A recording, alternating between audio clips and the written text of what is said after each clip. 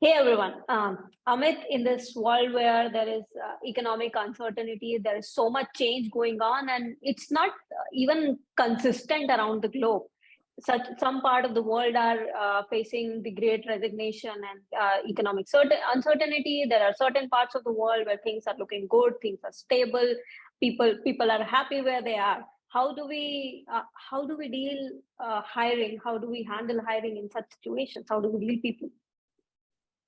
Yeah, I think, one of the key things that has changed in the last 2 years, 3 years, Mm, is a lot of people prefer to now work for themselves. They want to do something for themselves. They want to have the flexibility to be your own mm, boss. At the same time, they mm. want maybe to work with others and maybe there are a lot of people who don't want to maybe become entrepreneurs, but at least they want to become independent contractors, Yeah. because they Mm, have the mm, flexibility and things like that.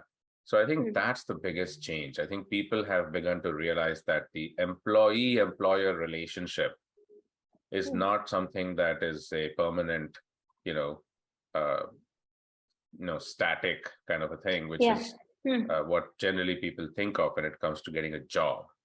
You know, mm, I think that's the biggest change. So I think if we were to really, I think that the best way now to mm. work with people is to collaborate and to co-create, businesses with Yeah. people. Mm, The mm. model really is that of the independent agent.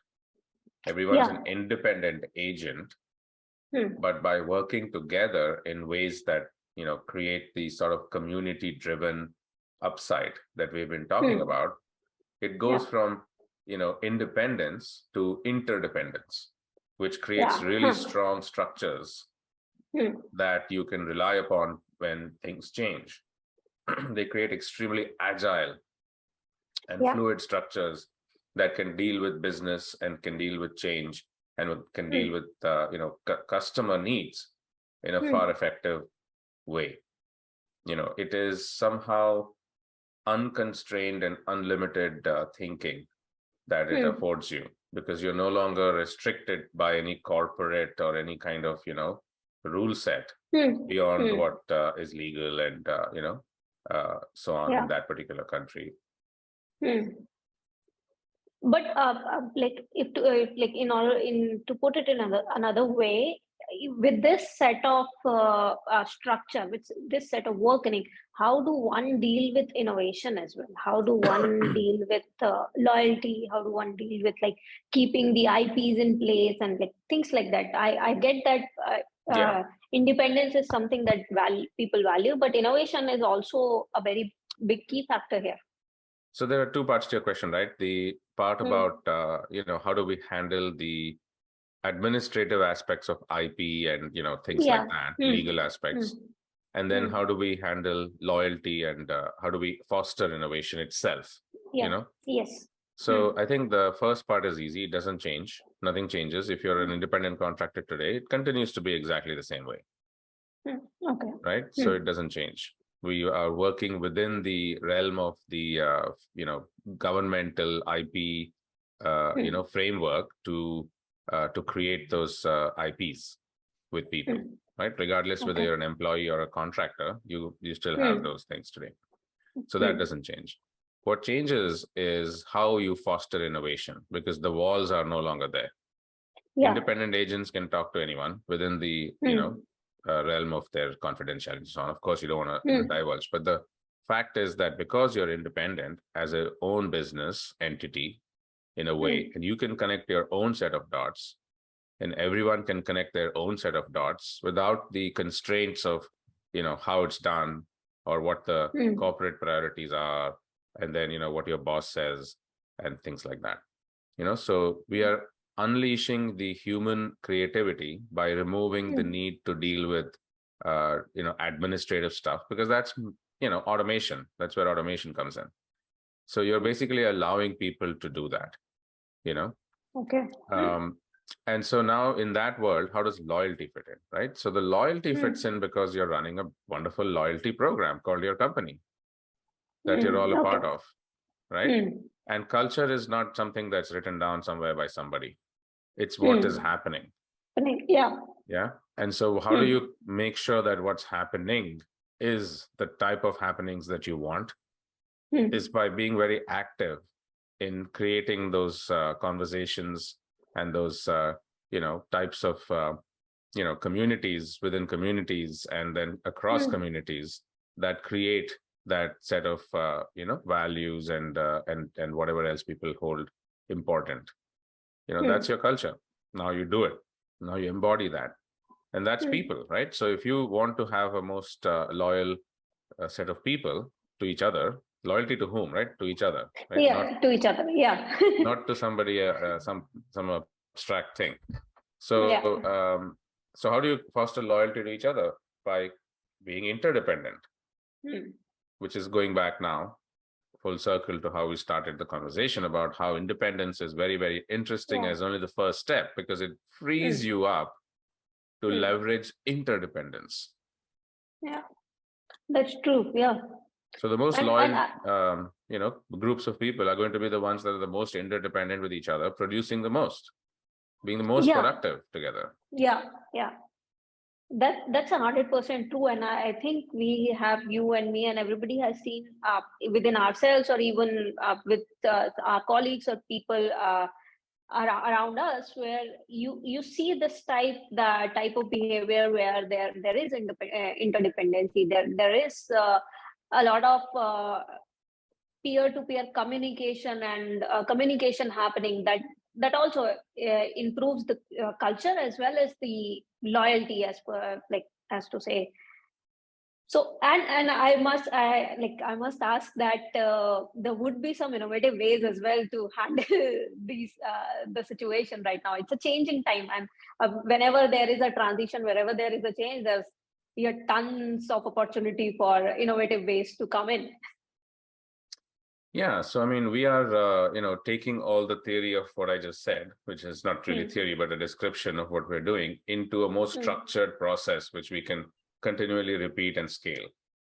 So one of those things, for example, we call Awake Build, and it's a open program to build things together. It's a call to action to the community of people of all roles and functions and interests, particularly entrepreneurs and engineers and people, marketers, all types of people that want to, artists, right? To come together and to build together these new communities and platforms that will create these groups of people loyal to each other and interdependent amongst each other. And so what are these ideas or these seeds that will create these platforms, and those will attract the people as these various verticals and new innovative interest groups and activities and whatever else. So we're seeding this build process with ideas and incubating a number of them ourselves: tools, platforms, products, utilities, services, what have you, art as well, so that's kind of It's a part of what wide we're range. doing. It's a wide variety of. It's a startup,